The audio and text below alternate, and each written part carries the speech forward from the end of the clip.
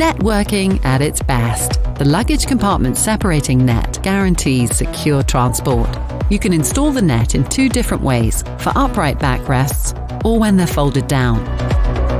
Remove the luggage compartment cover and stow it in the storage compartment under the floor.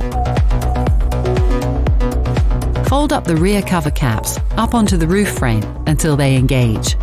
Insert both upper fastening pins of the net into the holders as far as possible and push forwards. Attach the luggage net with the two upper hooks to the two eyes on the rear backrest. Fold up the front cover caps and attach the net in the same way. Almost done, but this time attach it with the two lower hooks to the rear backrest. To make this easier, lift the backrest a little. Perfect net result.